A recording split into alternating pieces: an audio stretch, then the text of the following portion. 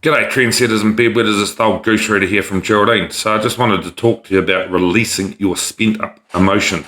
And crying is often seen as a sign of weakness, especially in the realm of masculinity. Men are often taught to suppress their emotions and to tough it out when facing adversities. However, the truth is that crying can be a powerful act of courage and vulnerability. When we allow ourselves to cry, we're acknowledging our emotions and allowing ourselves to process them.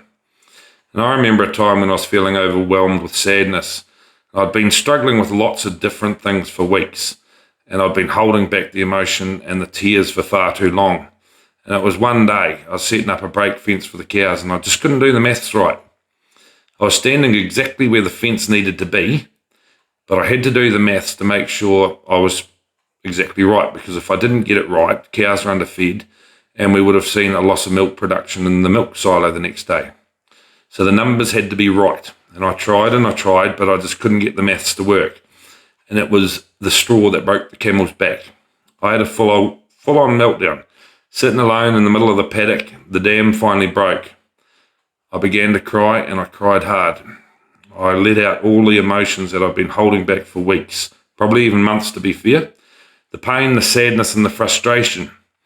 After a while, I regained my composure, wiped away the tears, and I looked at the maths again. The decimal point was in the wrong place. And it was something that simple and so stupid that finally broke me. And at first I felt embarrassed and ashamed and wondered, was I weak for crying? And as the tears flowed, I felt that sense of relief. It was a weight being lifted off my shoulders. I no longer felt like I had to carry the burden of my emotions alone. So crying can be a powerful tool for healing, and can help reduce stress, promote feelings and well-being. When we cry, we release hormones and toxins from our body, and this helps to lower our stress levels and can boost our immune system. But crying isn't just good for our physical health, it can also be good for the emotional health. When we cry, we can process our emotions and allow ourselves to feel them fully. And this can help us gain that deeper understanding of ourselves and our feelings.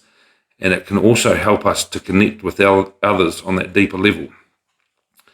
And when we cry in front of others, we show our vulnerability, and we're inviting them to connect with us on that deeper level. We are saying, I trust you enough to show you my pain. And this can be that powerful way to build trust and strengthen relationships.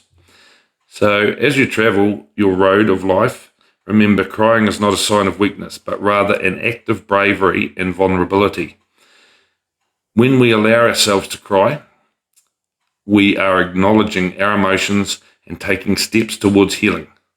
We are saying that we are strong enough to face our emotions head on, and that we trust ourselves and those around us enough to show our vulnerability.